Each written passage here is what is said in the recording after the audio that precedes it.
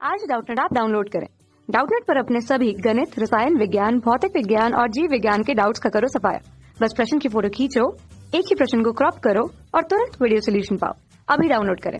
Hello student, में question दिया गया है पौधों में पानी की आपूर्ति किस क्रिया द्वारा होती है। चार ऑप्शन दिए गए हैं।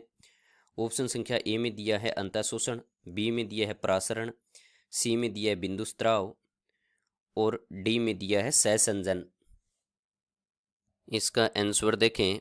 सबसे पहले यदि हम बात करें अंतःशोषण की, पदार्थ के अणुओं के बीच उपस्थित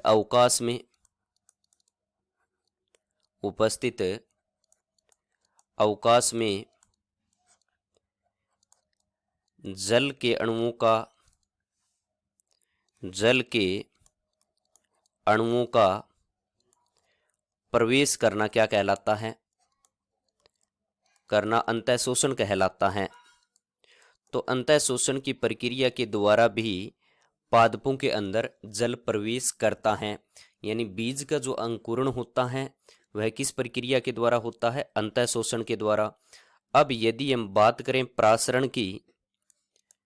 परासरण की, जल के अणुओं का या विलायक अणुओं का अर्धपारगम्य झिल्ली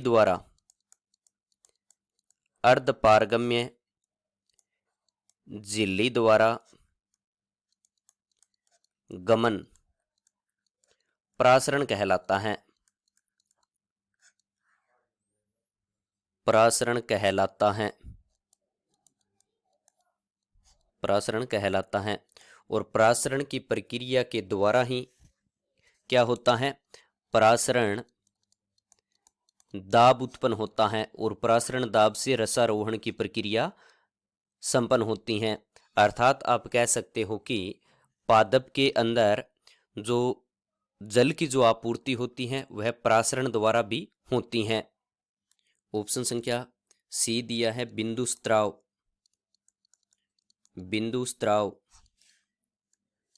पादप की पत्तियों के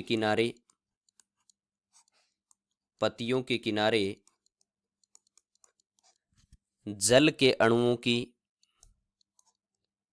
जल का बूंदों के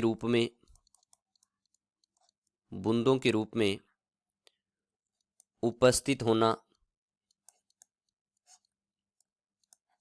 बिंदुस्त्राव कहलाता है। बिंदुस्त्राव कहलाता है। यदि हम बात करें सहसंजन की, सहसंजन जल के अणुओं के